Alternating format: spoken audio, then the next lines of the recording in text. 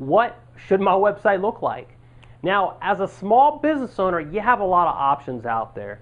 To avoid a lot of the confusion, what I want to do is go over some of the key points or the really key elements to help you have the best website and have the best chance possible of converting new visitors to your website into action. That means having people actually call you from your website and have people actually email you from your website. So let's get started.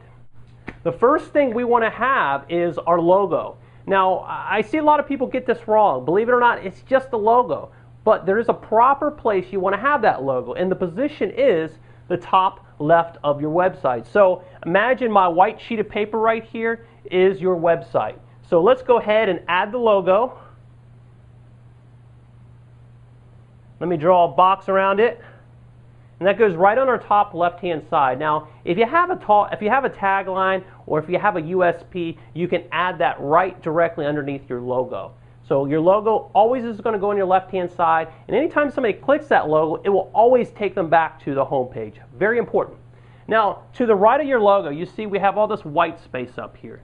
So one of the key things that I see small business owners not doing is putting their phone number in a noticeable place, putting their phone number where somebody can easily find it. So that's what we're going to do. On the right-hand side, we're going to have our phone number. And above our phone number, we want to have a call to action. So I'm going to write down CTA for call to action. And underneath that, we want to have our phone number. So let me write down phone number. Too many small business websites hide the phone number. I'm not quite sure why they do that. Sometimes they put it on the Contact Us page. Sometimes they bury it down the page. And sometimes, believe it or not, they put it in this little itty-bitty tiny font where you can't even read it. So we want to have our phone number nice and big and bold, and we want to have a call to action directly above it.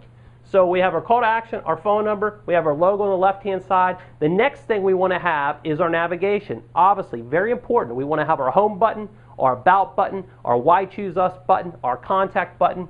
So the proper place for that is directly under your logo and phone number. And if you look at a lot of blog sites, a lot of WordPress sites, you'll see this is typical to format. You have the top header with the logo and phone number, and then you actually have your navigation directly underneath that.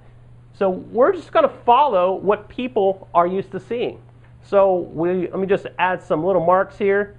This is our navigation. This is where our home, about, contact us, why choose us buttons would go. Now, directly underneath that, the next thing you want to have is a video.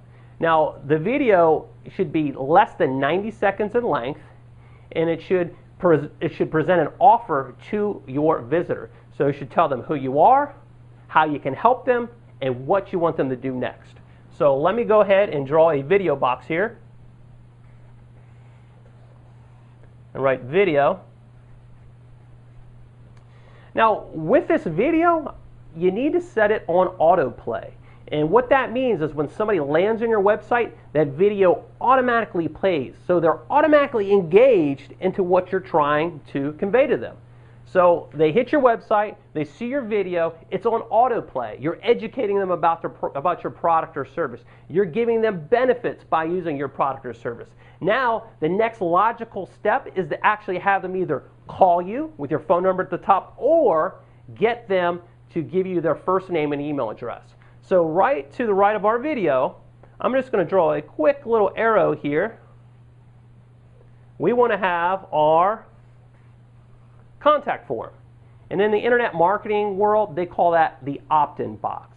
Now, on our opt-in box, very important, we want to collect the first name and we want to collect the email address. Now, for collecting this information, we want to give something in return. So we want to reciprocate, as they say.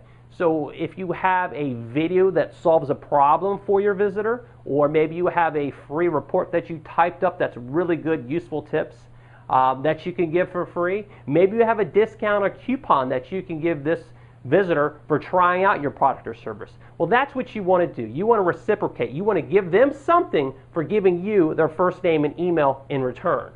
So this is your opt-in box. Let me go ahead and write that down.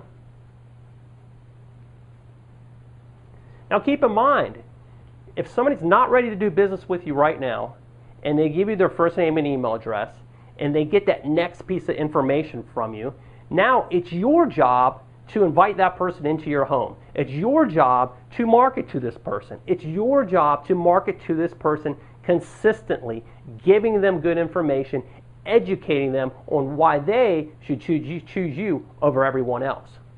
So we have our opt-in box. Now let me go ahead and draw another line. And right below that, you'll see your video, your opt-in box. Below that, you have this huge white space. So the next thing I want to do is put our content area on here. So our content area is going to be key, and here's why. We want to have a benefit-driven headline.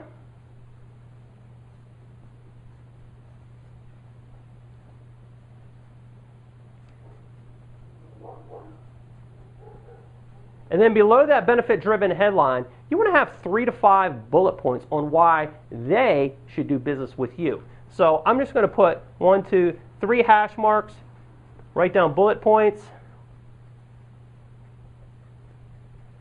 This way it makes it very easy for that visitor to consume your information. And below your bullet points, you just want to have supporting paragraphs to what you wrote in your bullet points and in your headline. But it's very important to keep it all benefit driven. Read your paragraph, read your content when you're finished, and make sure you have the word you in it multiple times. Now, if we have our content on this side, what are we going to have on our right-hand side? Well, we're going to add a sidebar. And you see this on a lot of blog sites.